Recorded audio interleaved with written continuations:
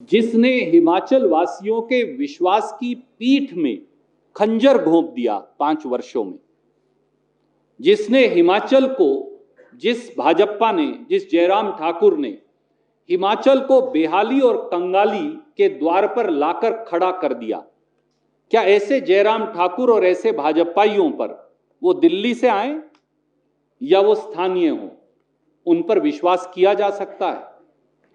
सच बात यह है कि हिंदुस्तान के सबसे इनकॉम्पिटेंट,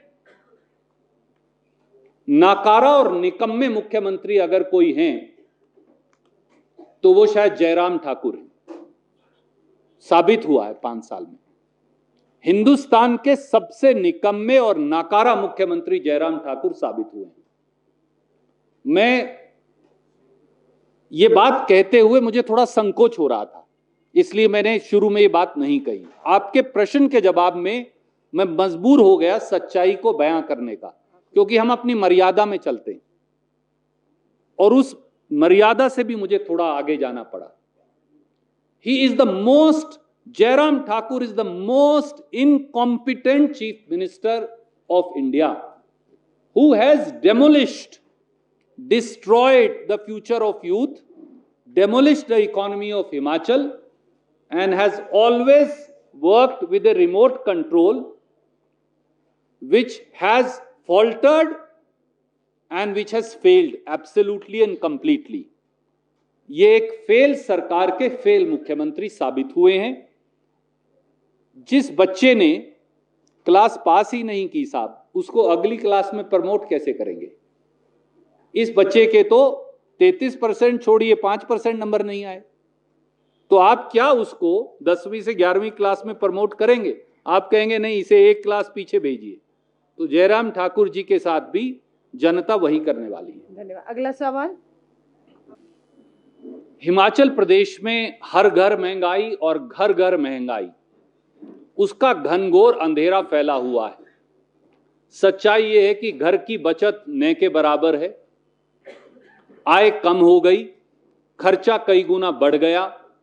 गरीब, नौकरी पेशा, साधारण व्यक्ति, उन सबको अब अपने रसोई के खाने के खर्च में भी कटौती करनी पड़ रही है।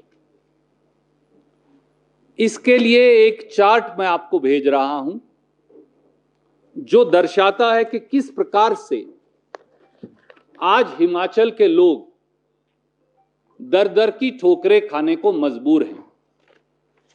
रसोई गैस का सिलेंडर 414 रुपए का था जब कांग्रेस ने सरकार छोड़ी, आज 1098 रुपए का है, 165% बढ़ोतरी। पेट्रोल 71 रुपए लीटर था, आज 97 रुपया 58 पैसा है। हिमाचल में 1150। हाँ, 1150 हो गया, माफ कीजिए, वो तो और ज्यादा हो गया, तो वो 165 की बजाय भी 180% होगा। पेट्रोल 71 रुपया था, अब 97 रुपया 58 पैसे हो गया, लगभग 37.5% की बढ़ोतरी। डीजल 55 रुपया था, अब 83 रुपया 36 पैसे हो गया, लगभग 51.5% की बढ़ोतरी। कमर्शियल गैस सिलेंडर 1409 रुपए का था, आज मुझे बताया है कि 2200 रुपए से ज्यादा का हो गया, लगभग 52-51% की बढ़ोतरी। खाने का तेल 85 रुपया से 190 रुपया के करीब हो गया, 10-15 रुपया इधर हर जिले के साथ थोड़ा बहुत वेरी करता है। 123% की बढ़ोतरी। आटा 18 रुपया से 35 रुपया हो गया, 2-4 रुपया कम ज्यादा जिले वाइज है, लगभग 95% की बढ़ोतरी। तूर दाल 73 रुपए से 110-115 रुपया हो गई, 56% की बढ़ोतरी। चीनी 21 रुपया से 45-50 रुपया हो गई, 114% की बढ़ोतरी। चावल 22 रुपया से 38 रुपया हो गया, लगभग 72% महंगाई अब हिमाचल जैसे साधारण जीवन यापन करने वाले प्रदेश के लोगों के लिए अब एक नासूर बन गई है और जानलेवा साबित हो रही है। और यही नहीं, उल्टा लाखों करोड़ की 26 सरकारी उपक्रम बेच दिए। और यह केवल मुंह ज़बानी नहीं कह रहा, मैं उसकी लिस्ट आपको भेज रहा हूं। उसकी एक पूरी लिस्ट है जो बेच दिए, ये मैं आपको साथ साथ भेज रहा हूं।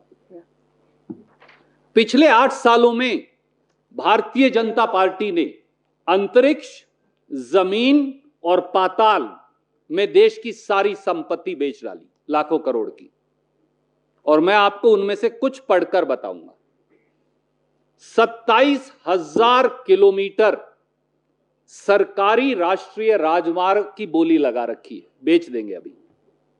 27,000 किलोमीटर सरकारी राष्ट्रीय राजमार्ग, 6,000 मेगावाट के बिजली कारखाने भाजपा बेच रही है और 28,000 किलोमीटर की सरकारी बिजली की लाइनें बेच रही है।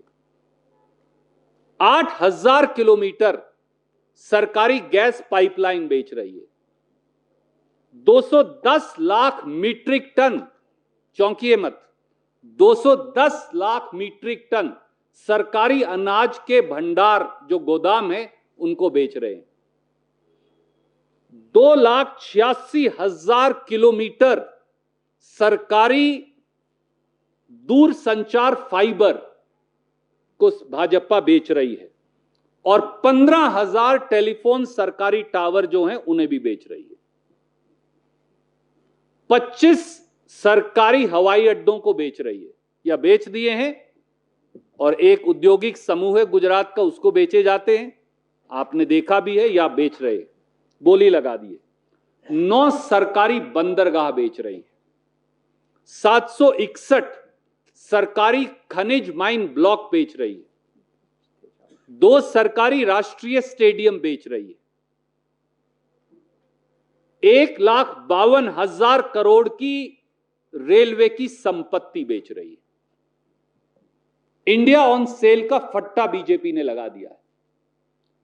जो व्यक्ति मां बाप की बनाई हुई संपत्ति को बेचे उसे कपूत या नालायक हिमाचल और हरियाणा में कहते हैं। तो ये 75 साल में जयराम ठाकुर सरकार और दिल्ली के इनके गुरु, ये देश की सबसे नालायक, निकम्मी और नाकारा सरकार साबित हुई है। और दोस्तों, आज नोटबंदी की 6ठी बरसी है। 8 नवंबर 2016 को इस देश के प्रधानमंत्री ने कहा था कि 50 दिन में अगर कैश इन सर्कुलेशन ना खत्म हो, फर्जी नोट ना खत्म हो, नक्सलवाद और उग्रवाद ना खत्म हो, तो जिस चौराहे पर चाहे मुझे सजा दे देना। आज 8 साल बाद नोटबंदी की 6ठी बरसी पर, 6 साल बाद नोटबंदी की 6ठी बरसी पर वोट की चोट से हिमाचल में भाजपा को सजा देने का समय आ गया है। क्योंकि 8 नवंबर 2016 को कैश इन सर्कुलेशन था 17,97,000 करोड़। आज कैश इन सर्कुलेशन है 30,88,000 करोड़। तो कैश इन सर्कुलेशन तो लगभग दुगना हो गया। फर्जी नोट खत्म होने की बजाय पिछले साल के मुकाबले में 500 रुपए के फर्जी नोट 102% बढ़ गए और 2,000 रुपए के फर्जी नोट 50% बढ़ गए। ना नक्सलवाद खत्म हुआ, ना उग्रवाद खत्म हुआ। हां, आपको, मुझे, इस देश के साधारण व्यक्ति को और इस देश की अर्थव्यवस्था को सालाना 2 लाख करोड़ का नुकसान जरूर हो गया, जिसकी भरपाई नहीं हो पा रही। तो फिर इस पत्रकार वार्ता के आखिर में हम आपको दोबारा ये प्रार्थना करेंगे कि आप ये वीडियो देख सकें। दोस्तों, अब तो चंद दिन और घंटे बचे हैं हिमाचल के चुनाव में। सबसे पहले मैं अखिल भारतीय कांग्रेस कमेटी और हिमाचल प्रदेश कांग्रेस कमेटी की ओर से आप सबका इस पत्रकार वार्ता में स्वागत करता हूं। आज की इस पत्रकार वार्ता के 3 पहलू हैं। मैं पहले उन्हें एक एक लाइन में आपको बताऊंगा और फिर उस पर चर्चा करूंगा। महंगाई, बेरोजगारी, झूठ और लूट, भाजपाई सत्ता ने पिलाया खून का घूंट, दूसरा पहलू है। और हिमाचल के जो मेरे साथी हैं वो इसे बेहतर समझते हैं कि जोइया मामा और नरिया नाना हैं सत्ता के घमंड में मगरूर, किया उन्होंने हिमाचल को मजबूर। और तीसरा पहलू वो है जिसको हारे हुए भाजपा के नेता दोहराते हैं, इसलिए देवभूमि की धरा है और परिवर्तन की परंपरा है। आज जब जयराम सरकार और मोदी सरकार उन्होंने हिमाचल प्रदेश को कमर तोड़ महंगाई, भयंकर बेरोजगारी और लूट और झूठ की सत्ता के अंधकार में धकेल दिया है, तो हिमाचल वासियों को वोट की चोट से इन चारों खोट को हमेशा के लिए खत्म करने का समय आ गया है, क्योंकि भाजपा की हार में ही हिमाचल की जीत है।